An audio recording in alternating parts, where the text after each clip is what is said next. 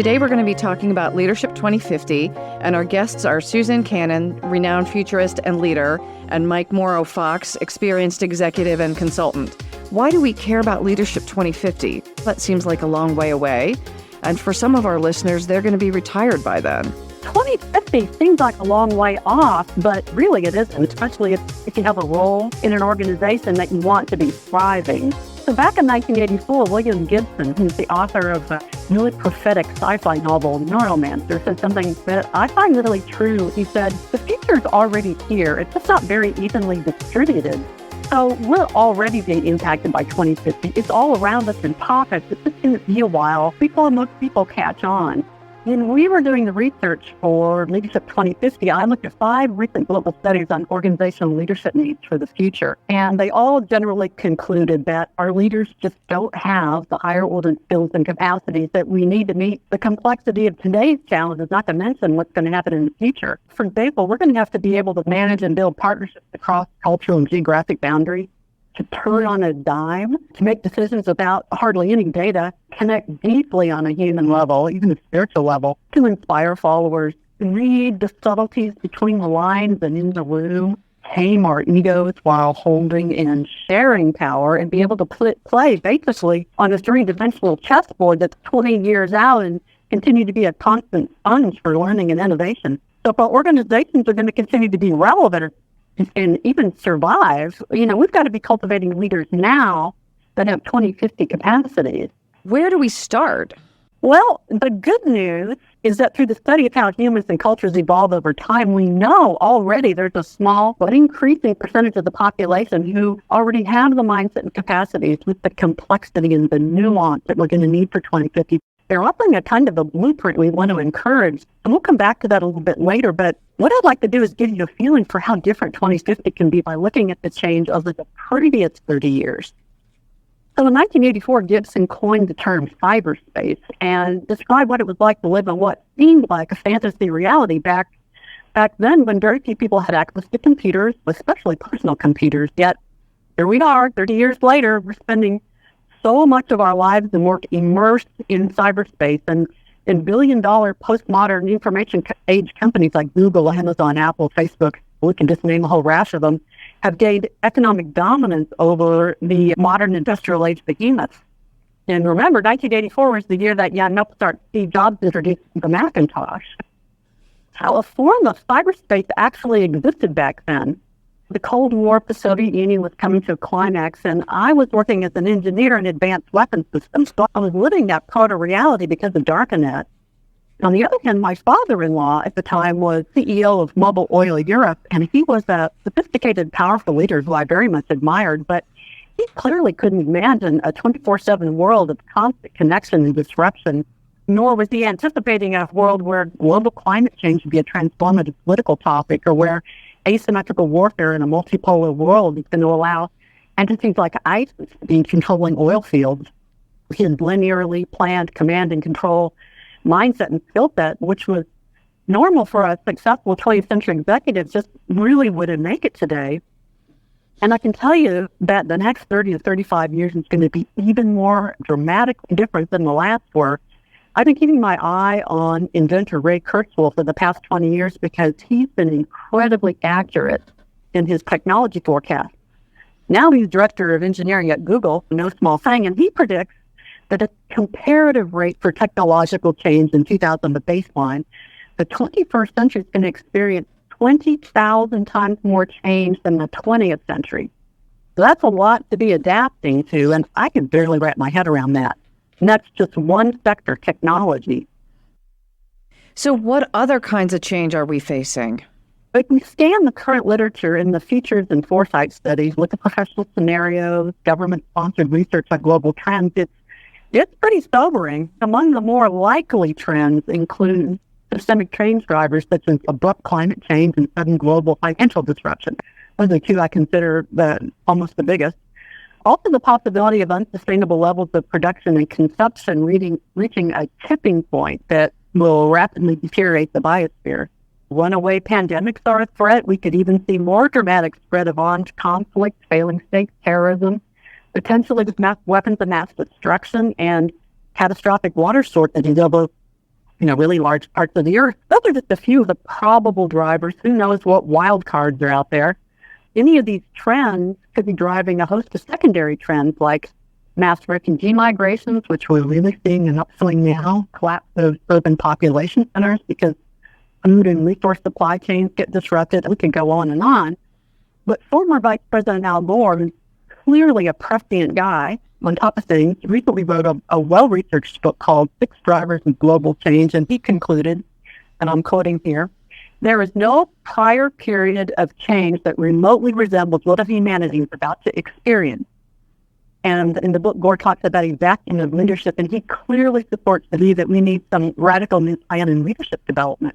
But the bottom line is that there is just overwhelming evidence that we're already in a perfect storm of increasing complexity, accelerating change, and pretty much near constant uncertainty that is exceeding the mental and emotional capacities of most leaders now, not to mention the future. How do we get business leaders to pay attention to this and do something beyond their normal work? The problem is that human nature to tune out what we don't want to hear, especially if it conflicts with our beliefs about the world or it disrupts our security. So back in the late 1990s, I did a scenario study of the U.S. in 2020 as my PhD dissertation. And 2020 seemed so far in the future back then. And you might remember those were the heady stock market days that Alan Greenspan described as irrational exuberance. And one of the key trends that emerged from my 2020 study was the strong possibility of a major global economic shock, some defining event that would have a really powerful impact on cultural values and our way of life. There'd be a lot of change, and people really took issue with that. They refused to believe it could happen. So what I'd like to impress that 2020 is almost here, and look, we did have a global economic shock, and now we're on an exponential or even what we might call a doubling path on many fronts, approaching what we in business call a hockey stick. In the technology world, Ray Kurzweil calls it the singularity. It's shooting up so fast you really can't predict what's going to happen. And this acceleration isn't just happening in technology, it's also happening in culture and consciousness. So we're passing through an historic window, a kind of transition from one major state of culture and consciousness to another. And this is not something to fear. And that's what I try to let business leaders know. It's actually good news that we can harness to. Now, historically, whenever the pressure of life conditions begins to threaten our existence at this kind of level, a new and more complex stage of consciousness, and you can call it a mindset, with a corresponding cultural shift has emerged. And in fact, we are forced to evolve, forced to innovate and transform ourselves for our own good. Do we know how many times this has happened in the past? Yeah, mentalists generally agree there have been about 5 to 6 of these major shifts in human history. So they're like operating system upgrades in human culture and consciousness. The new mindset that emerges from each shift is more complex, and it can see things the previous mindset couldn't see. Just for example, one day everybody thinks the world's flat and full of monsters, and the next day we're looking through telescopes. What happens quick, the new mindset is able to plan across a wider span of time than the previous. For example, at one time we thinking in terms of 5-year plans, and then the next, we're really living a 20-year vision. It's normal. So each successive mindset feels really immediate concern for beings that are more and more distant from it. One day, we're deeply concerned with family and country. Next day, we care deeply about the oppressed on the other side of the planet and all the animals and endangered species. So it's also interesting that along with that new upgraded mindset always comes a shiny new, I call techno-economic paradigm, a kind of new economy with a lot of with some very important technological innovation that includes, it's important, a larger, more diverse group of people than before. So I love the idea that it's an operating system upgrade. Mm-hmm. Makes it sound like something we can at least manage. Can you give some examples of how that has worked in the past? I'll give you a little quick thumbnail on it. Early history, we started with archaic culture. We had nomadic clans who hunted and foraged. That was their technology or their economy. Then next came tribal culture. The invention of horticulture and hoeing and digging allowed us to settle down in tribes and villages. And then warrior culture set out to conquer and build city-state empires, and we used slaves to establish some early agricultural practices like irrigation. Then traditional culture in kingdoms and monarchies and serfdoms defined the late agricultural era. And then modern culture in the industrial scientific era lives mostly in a democratic nation space. And then finally, postmodern culture and the information age and virtual transnational networks. So you can see that it keeps getting further and further out, more and more diverse. And so that's where we are now? Yeah. Postmodern culture is just now coming into full force and displacing modern culture as the dominant regime, you might say. And if that wasn't enough, on the near horizon, something new's on the way. But before I get ahead of myself here, I gave you a lot of dark scenarios earlier, and I just want to emphasize there's also a lot of positive trending. We can see evidence for positive culture and mindset shifts creating change all around the planet right now. Women's empowerment continues to spread, which has great benefit for everybody. Literacy rates are up. More renewable energy is becoming freely available, and a lot more is going to happen there. Extreme poverty in the developing world is decreasing because a middle class is growing there. And the convergence of the digital revolution and the life sciences revolution is expanding our lifespan, and as Al Gore calls it, our health span. We're going to be healthy longer. So is this due to the emergence of postmodern consciousness and culture? What's causing it? Yes. The emerging postmodern culture is associated, among other things, with green values. So we see movements like transition towns that are resilient and self-sustaining that could meet the challenge of some of these darker scenarios if they come to pass. There's a lot of trending towards sustainability, things like conscious capitalism movements, green MBA. I actually taught in one. Just in the last 10 years, I've seen a huge change in that direction. Another key theme of postmodern culture is the rising of feminine values and qualities, not in the sense of gender, but in the universal sense of being more sensitive to humans, all humans, more compassionate, wanting to restore and care for the earth, to protect the weak and oppressed. A lot less focus on material success and more on humanity. Just think of Pope Francis and recent encyclical. He's the first postmodern pope. What a difference between all the other popes that I've known in my lifetime.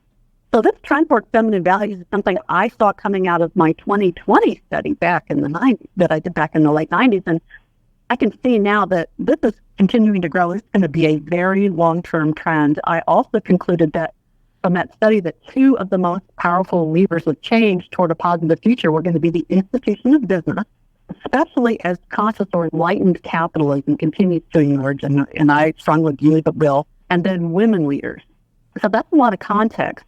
I explain all this because a major part of my work in leadership involves studying and applying frameworks for how people, especially leaders, evolve and develop increasingly more complex, effective, and nuanced capacities over time, as I've said. So I'm very interested in what capacities we're going to need to meet the challenges of this world that I've been describing. And from that, and Maureen, you're very accomplished in this, how to create specific methodologies, tools, practices, day-to-day practices to actually help leaders cultivate those more advanced mindsets in higher order capacities.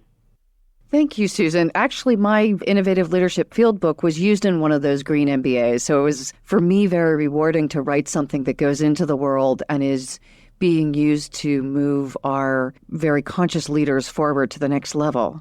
So what kind of things have you been doing, Susan?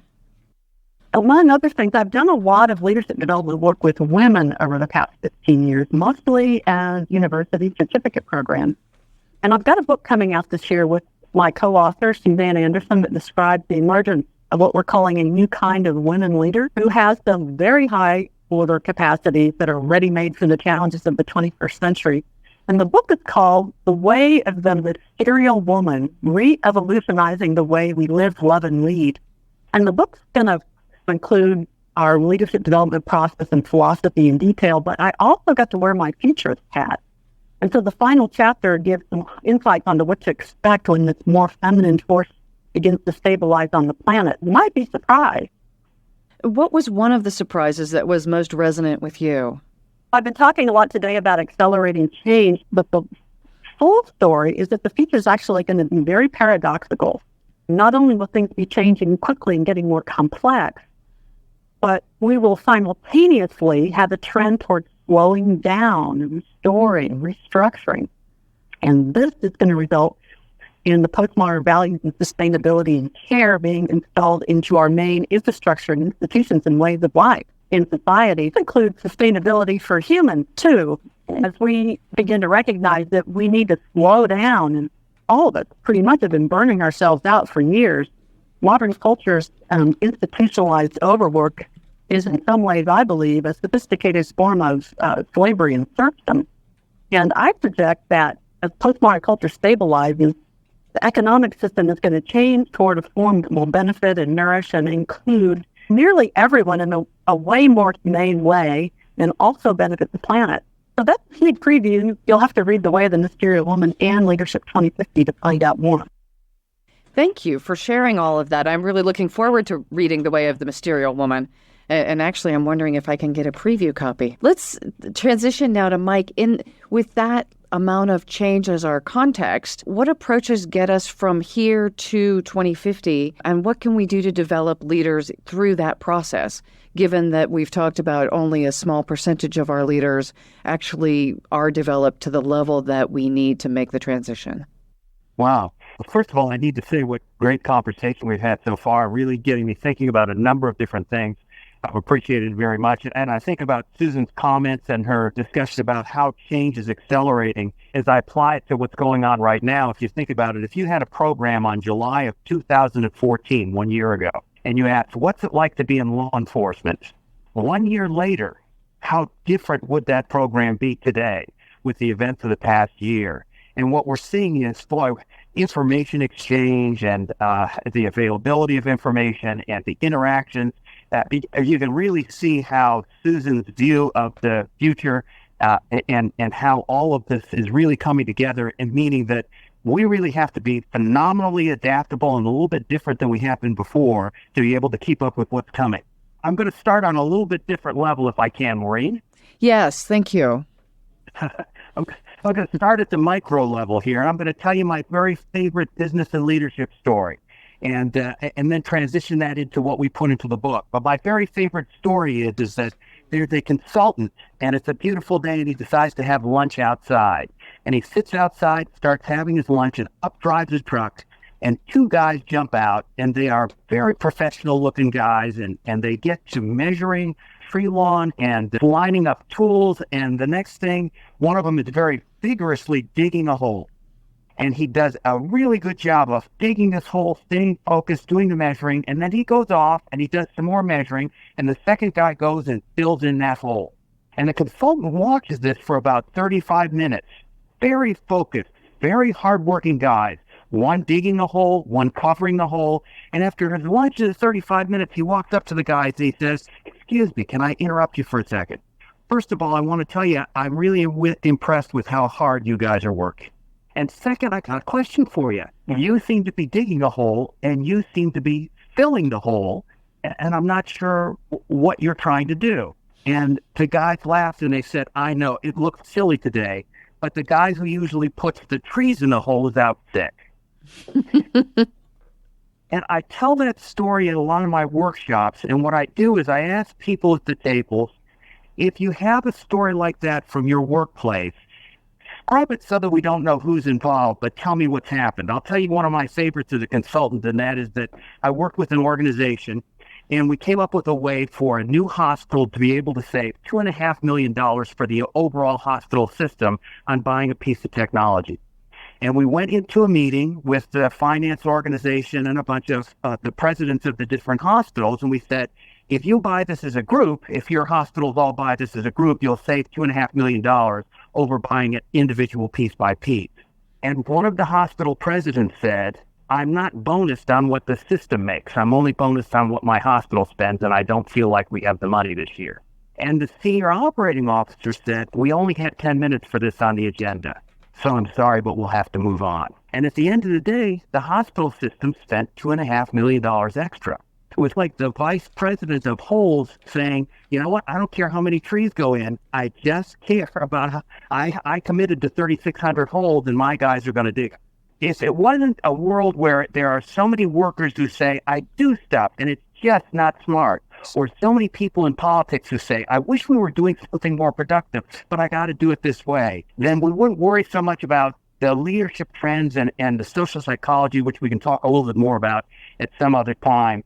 But what we've done here in the book is we've outlined a performance system that will help those in leadership positions start to really be able to impact those that are getting the stuff done in a different way, as well as putting in place a performance system that will help those folks that are getting stuff done stop checking things off of their checklist and start questioning whether or not there may be a bigger picture. And that's really what it's about. Thank you for giving us some stories about leaders in the less effective way. Now let's shift gears as you're ready and tell us, what do we do? My answer to that comes from an assignment that I was given on another project, and I was asked to help put together a performance system or a way that an organization a framework for organizations to develop leaders and also to move their culture around. What's the behavioral vision of the organization so that leaders can lead that way and the culture can move that way? And it's embarrassing what my conclusions are, but I went through a lot of the literature, and it took me really several weeks to go through and see what competencies are major companies using and how are they developing their cultures and their leaders. And what I found was that what was coming up in the literature, starting with Jim Collins' Good to Great in 2001, and then going through Roken and Torber and some of the stuff that was in Harvard Business Review and Forbes, and some of the stuff that was really interesting going on is that, and this is the simplest thing, it's silly that it took me 2 weeks of reading and researching to find this out. We have this divide. A lot of what's happening for those people that are having difficulty adapting to the new leadership paradigm today are those people who are learning techniques, skills, how to do stuff. Whereas what's happening, and Susan talked about this ability to really be able to be effective in real time, who you are matters. And in particular, who you are when you're under stress really matters. And when we take a look at all that and I pull all that together, it only makes sense. When we think about our bosses and our leaders and the folks that we've interacted with, if they've gone to a workshop and learned crucial communication skills for about a week and a half, we'd probably see some sort of change. But boy, if you put somebody under stress at the end of the fiscal year, or you put somebody in a situation a month out from that workshop, they tend to go back to who they were. So the question is, how do we get them to be in such a way so that they really have advanced their capacity to respond in real time with a broader vision and a greater ability to have sustaining behaviors? And so I went and then combed through the literature and found that developmental theorists had come up with this, what they call post-conventional profile of maturity that comes up actually, it's really neat because you can't measure what you can't manage what you can't measure. And it comes up in some of the really good work that started with Lovinger's assessments and broke out from that. And for those post-conventional leaders, they tend to be really effective right now at being transformational, helping organizations, as Collins looked at, go from good to great and from here to there. And the competencies that they had are not intuitive. And they're also not those sorts of things that you can learn.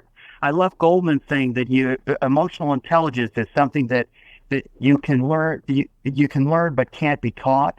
And it's similar to that, a situation where what you really need to do is be in a situation where your mettle is tested and you advance developmentally. And what we found is the competencies are things like being professionally humble. Those leaders that care about getting it right ahead of being right is one of the competencies. Those leaders that test that way tend to be more effective in today's world and tend to have the type of competencies, that tend to have the type of abilities that going forward look like in 2050 will be very important competencies.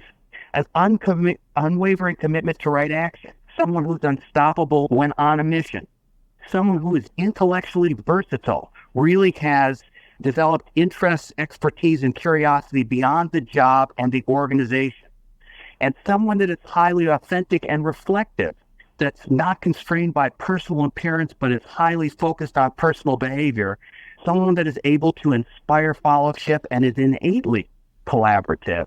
That's what we're looking at.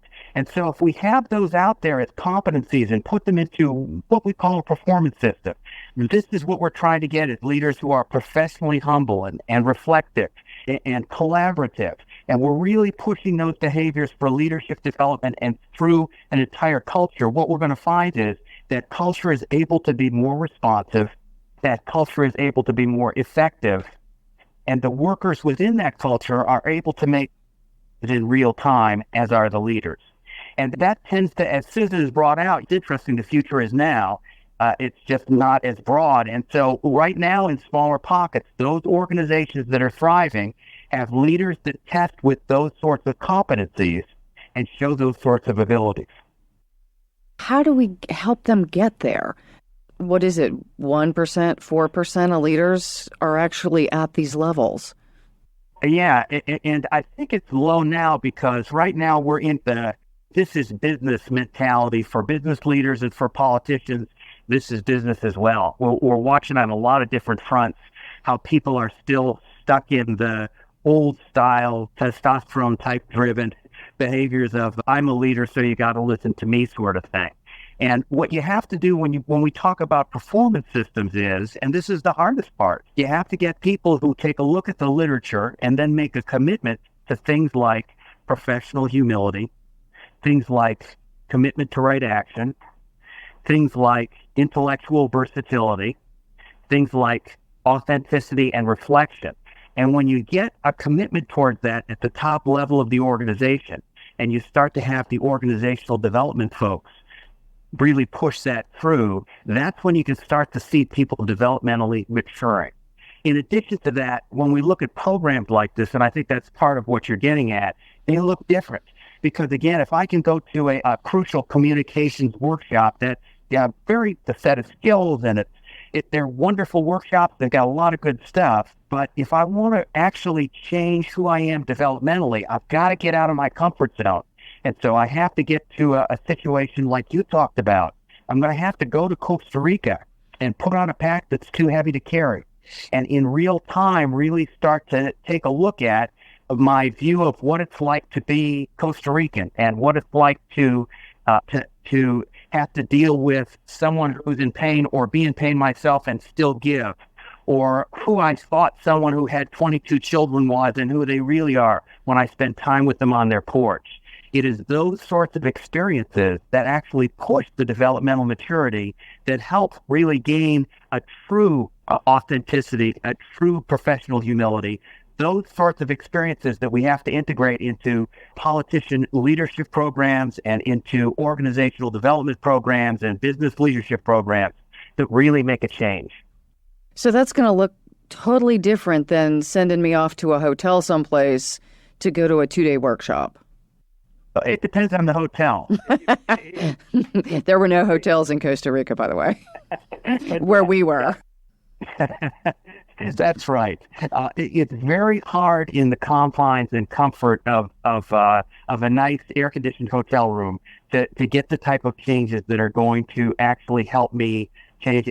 And I know that, and Susan can maybe talk a little bit about this in the certificate work that she's done, that really it's getting people to reflect and go to areas that they're not used to doing, where they sometimes even younger folks will say, I don't understand what this has to do with sales. Those are the types of programs that really help change who people are and bring them towards this developmental maturity that allows them in real time to be those collaborative, effective leaders. I'm going to make an observation and then pass to Susan. I taught a leadership development workshop recently, and most of the feedback was amazingly good, except one participant who said, I didn't think I would have to do any kind of reflection or talking about myself. I just wanted those skills that make me a better leader. Discounting the fact that being a leader is about who you are, not just what you do. So I think we've got some folks who are not yet recognizing that who I am is fundamental to being effective. So Susan, what are you doing through your program to help people make those major shifts? Yeah, you're right about going off into a very foreign and strange environment to prompt you into a transformative shift. But with the right kind of design and holding, you can create a similar environment right here in our own backyard. Some of the things were doing with our successful women's university certificate programs would be to start off with an intensive retreat somewhere out in nature. And these were nice retreat centers, nonetheless, but creating an environment that's time out of time and away. And also, we use the power of the collective, of the group. There's a way in which when people come together and they're given a safe space to share, they begin to open up and they begin to see that it's normal to reflect, and they start to learn from each other. And there's things they begin to see about each other that they cannot see on their own in just a one-on-one coaching situation, although that can be very good. There's a way that this kind of group experience, similar to what you had, Maureen, on your backpacking trip, really intensifies the transformative power. And then we would continue with a very elaborately designed online learning space where people had very specific reflective and experiential exercises and practices they were doing that they would report on and interact with each other, so that there's a way in which we just keep the pressure on and keep people recognizing and learning about who they are and where they are trying to move, because we would have people take these assessments, and we would recognize and understand where they were in terms of their own leadership maturity and help them take that very next step that they needed in order to develop the next level of capacity. So it sounds like a data-focused experience in that I identify where I am and where I need to go, and then a very intense emotional and sometimes physical experience to accompany it, as well as the intellectual rigor of developing cognition as well as experiences. Yeah, absolutely. You have to do a full court press on all those different dimensions of self and other, internal, external, emotional, cognitive, interpersonal, physical, all of it.